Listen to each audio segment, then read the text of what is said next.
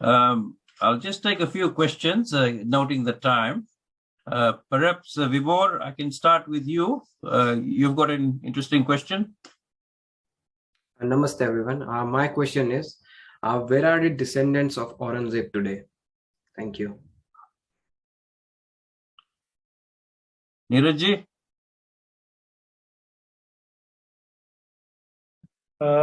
What I've come to know is that some of them are living in West Bengal and they are pulling rickshaws over there. See, that is the only information that is available in public domain, and that is what I know. Mrityunjay, you wanted to add something? The question, his biological descendants or ideological descendants? Okay, thank you. The next question from Sachin Gaur. Namaste, everyone. And well, my question to Abbas ji, did Mughal rule weaken under the rule of Aurangzeb, or is he responsible for weakening the Mughal rule in India? Abbas, can you take that one? Yeah, sure. So what is a very ironical point that Aurangzeb is considered to be the man who brought the Timurid, not Mughal, actually we must start calling it Timurid Empire, to the zenith. It was at the high peak of its. So it was in 1689 where it map really expanded to a great extent, summing to around 4 million square kilometer as the record state. Now, it existed only for a very small duration of time, but at the same time, a lot of problems have started happening because a lot of resources were being used for the unnecessary war which he wanted to fight. And I, in fact, initially quoted I spoke about Stanley Walpert, where she explains that how, in her opinion, Aurangzeb completely destroyed the Sultanate, where she says that the conquest of Deccan, I'm quoting, to which Aurangzeb devoted the last 26 years of life, was in many ways a Pyrrhic victory, costing an estimated 100,000 lives a year during the last decade and futile chess game warfare. The expense in gold and rupees can hardly be accurately estimated. Aurangzeb's encampment was like moving capital, a city of tents, miles in circumference, right? 30 miles in circumference, with some 250 bazaars and 500,000 camp followers, 50,000 camels, 30,000 elephants, so on and on. And she has gone on to quote Alamgir on the deathbed, where he says that I came alone and go as a stranger. I spoke earlier also about it. I do not know who I am nor what I have been doing. So when he had realized that the empire is brought to the decline, and in fact, many people may not be aware about it, but if you read the work by Irfan Habib on the Cambridge Economic History of India, it gives a very interesting case that how the forced production, that the people were forced to produce certain things. It was the buyers wanted them to produce exactly the same amount what they need, and only the crops what they wanted. So there was a lot of forced production which was happening.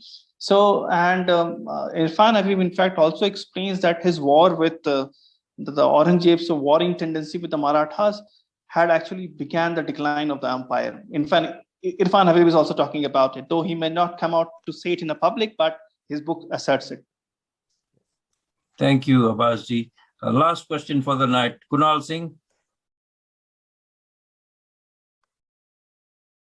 Namaste, everyone. My question would be about Aurangzeb's strategy with Rajputs. Was it one of divide and rule, or was it something else? Thank you. Neeraj ji.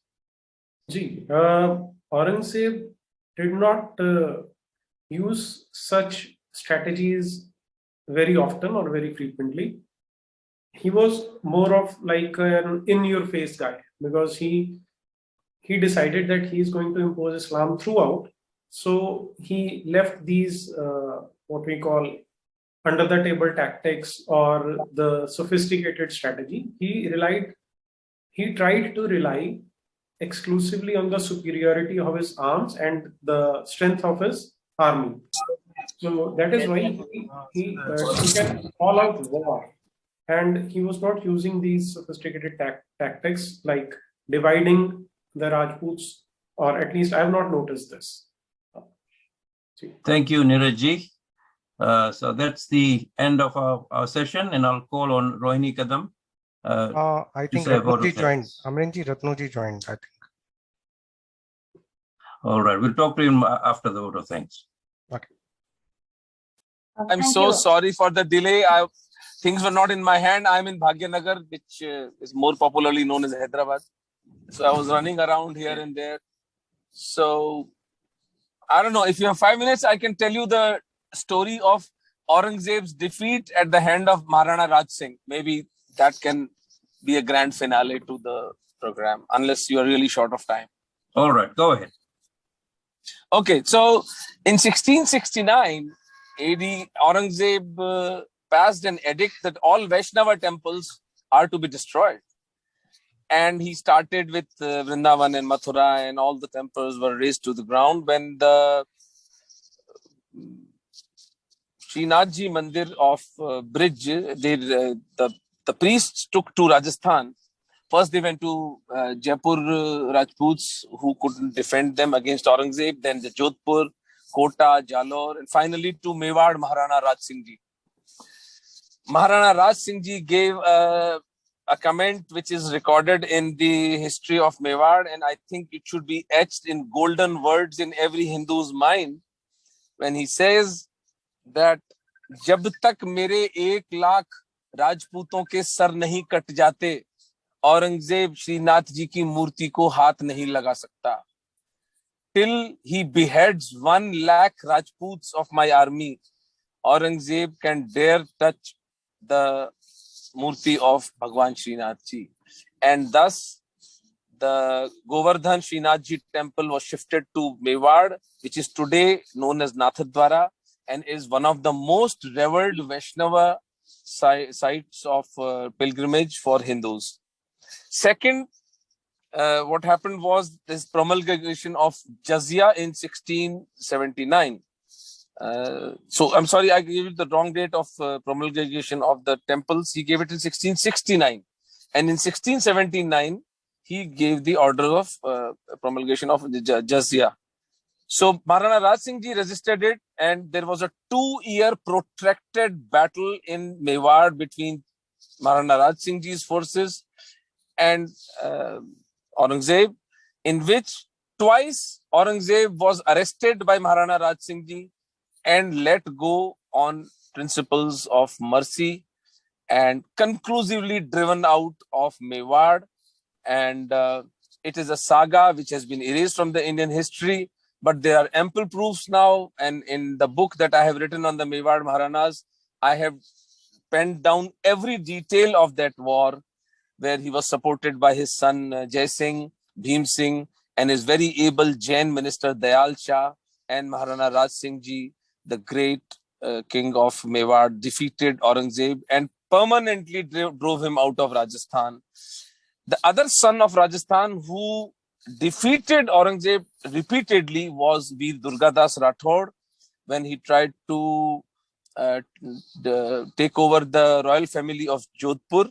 Maharaja Jaswant Singh Ji, Aurangzeb poisoned Maharaja Jaswant Singh Ji, and then his infant child Ajit Singh. Aurangzeb said that he's going to raise him as a Muslim and then appoint him as the king of Jodhpur, which was resisted by all the Rathors led by Veer Durgadas Rathod. And Ajit Singh was taken away from Aurangzeb, raised as a Hindu, and eventually, after the death of Aurangzeb in 1707, Veer Durgadas Rathod installed Ajit Singh Ji as the next king of Jodhpur, and he became a very powerful and prosperous king of Jodhpur. Thus, the Rajputs of Rajasthan conclusively defeated Aurangzeb. All the stories of bravado and his invincibility are white lies perpetrated by the leftist historians. Thank you so much. Har Har Mahadev.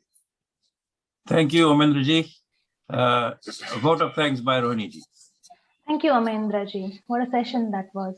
I, on behalf of our community at the Australian Hindu Association, thank all the presenters, Neerajji, Abbasji, MK Singhji and Omendraji, to shed more light on different aspects of Aurangzeb. More importantly, it was a great insight about the social, cultural and national impacts of this individual, not only on his contemporary Bharat, but also how these aspects continue to impact Bharat today, more than 300 years after his death.